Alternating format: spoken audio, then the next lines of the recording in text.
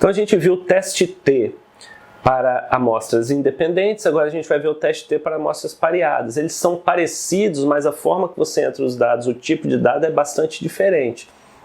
É bastante comum as pessoas errarem, usarem um no lugar do outro. Se fizer isso, está o teste completamente errado. Então, o que o teste T nos serve? Eu desejo saber se dois grupos pareados diferem de determinada característica. Então, medir antes, passou por uma intervenção e medir depois. Eu quero saber se essa intervenção aí, ela ocasionou alguma mudança entre a medida 1 e a medida 2. Então, ele compara ali esses dois grupos e faz a diferença. Medida 1, intervenção, medida 2. Então, pega a medida 1 menos a medida 2. Se não teve diferença, a gente espera um valor zero ou muito próximo de zero. Então, é baseado nisso que o teste T para amostras pareadas funciona.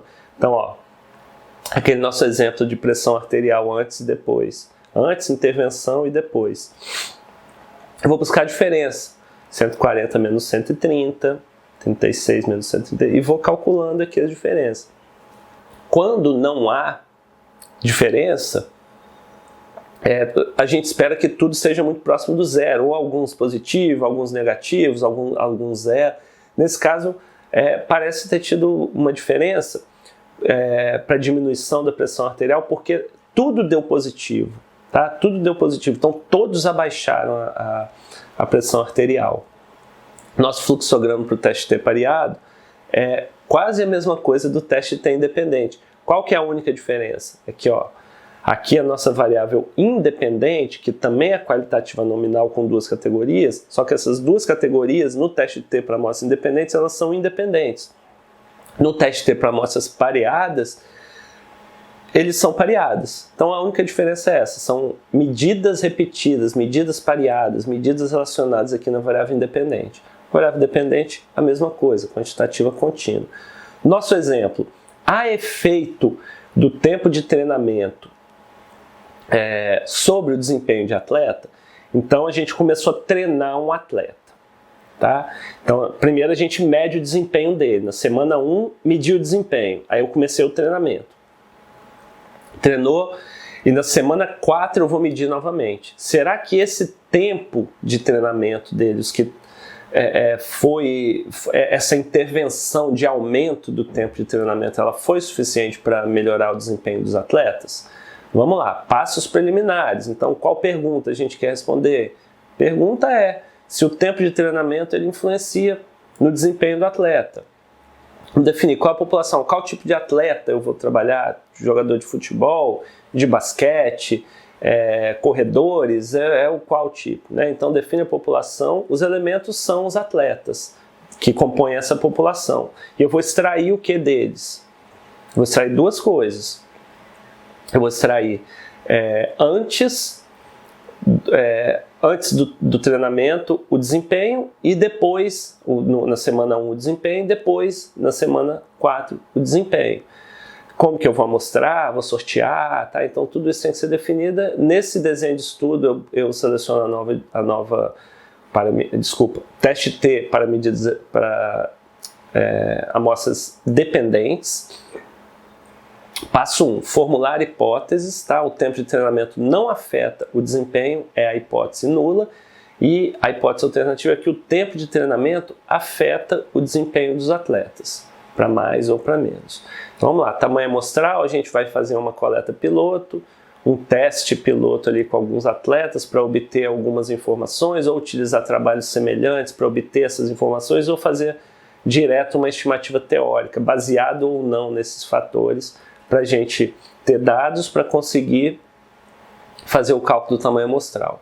Então aqui o cálculo do tamanho amostral no GPower, depois de você selecionar aqui em testes e o teste T para amostras independentes, que a gente chama de Matched Pairs, ou seja, amostras pareadas, a gente vai preencher aqui o alfa, o poder do teste e definir o tamanho de efeito clicando em determinar, tá? E o número de caudas, se o teste é unicaudal ou bicaudal.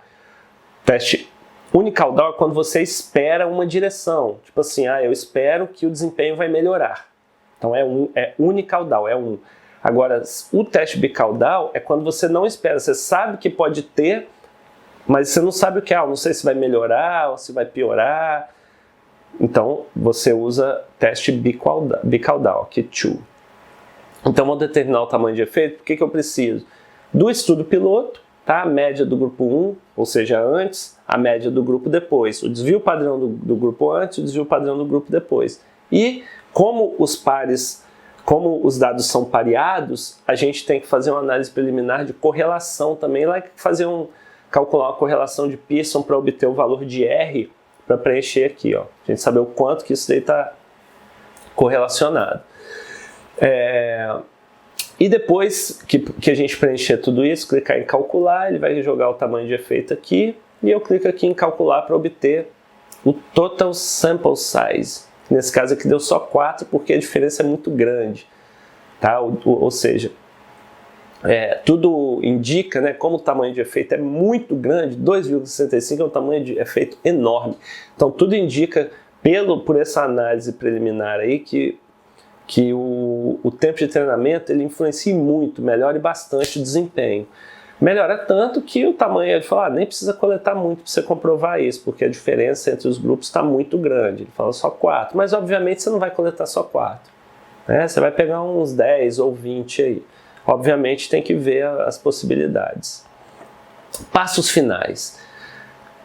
Cálculo da estatística descritiva, então aqui a gente colocou média, mediana, desvio padrão, erro padrão, você pode calcular o que você quiser, tá? Para você entender melhor aqueles dados.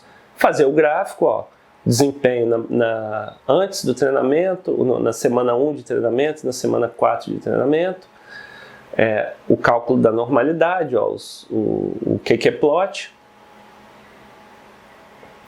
E aqui o de fato que a gente usa, que é o teste inferencial de Shapiro-Wilk, mostrando que os dados, os resíduos se ajustam à distribuição normal.